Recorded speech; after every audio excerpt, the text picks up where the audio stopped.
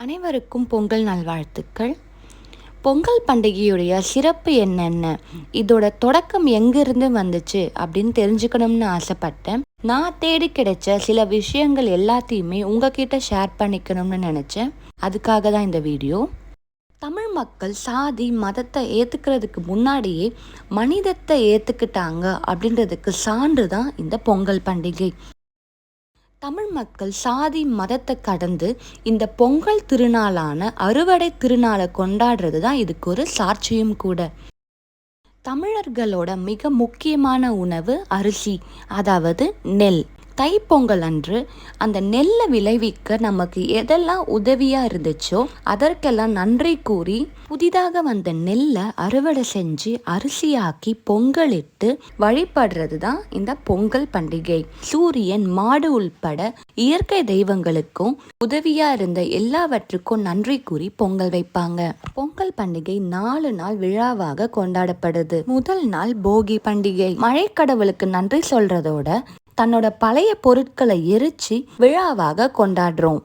இந்த இடத்துல பழைய பொருட்கள் மட்டுமல்லாம பழைய எண்ணங்கள், பழைய பிரச்சனைகள் எல்லாத்தையுமே எரிச்சு புதிய மனிதமா உருவெடுப்போம். விளைச்சல் முடிஞ்ச அப்புறம் வரக்கூடிய ஆண்டு புதுமையாக மகிழ்ச்சியாக இருக்கணும், அதுதான் இதோட பொருள். அடுத்த நாள் சூரிய பொங்கல். சூரியனுக்கு நன்றி சொல்லக்கூடிய நாள் தான் இது. காலையில எல்லாரும் சீக்கிரமா எழுந்து சூரியனோட கதிர் நம்ம மேல படும்போது வீட்டு வாசல்ல பொங்கல் வச்சு சூரியனுக்கு நன்றி சொல்வோம். இன்னும் சில கிராமங்களில் நிறைய பேர் என்ன பண்ணுவாங்கன்னா அவங்களோட வயலுக்கே போயிட்டு சூரிய பொங்கலை கொண்டாடுவாங்க. 3வது நாள் மாட்டு பொங்கல். மாடுகளுக்கு, அதாவது உழவு தொழிலுக்கு உதவக்கூடிய கால்நடைகளுக்கு நன்றி சொல்லக்கூடிய நாள் தான் மாட்டு பொங்கல். வைக்கப்படும் பொங்கலை கால்நடைகளுக்கும் பறவைகளுக்கும் நம்ம வணங்கி கொண்டாடுவோம். அடுத்த நாள் காணும் பொங்கல். இந்த காணும் பொங்கல் அன்னைக்கு எல்லாரும் அவங்களோட உறவினர்கள், நண்பர்களோட ஒன்னா கூடி கொண்டாடுவாங்க.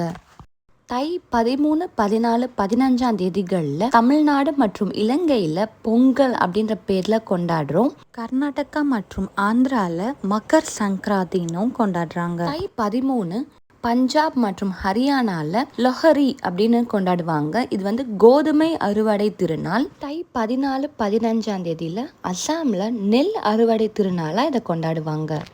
இப்படி 2200 ஆண்டுகளுக்கு முன்னாடியில இருந்தே இனம், மதம், சாதி இதெல்லாம் கடந்து உழவு தொழிலுக்கு நன்றி கூறும் வகையில் பொங்கல் பண்டிகையை கொண்டாடிட்டு இருக்கோம்.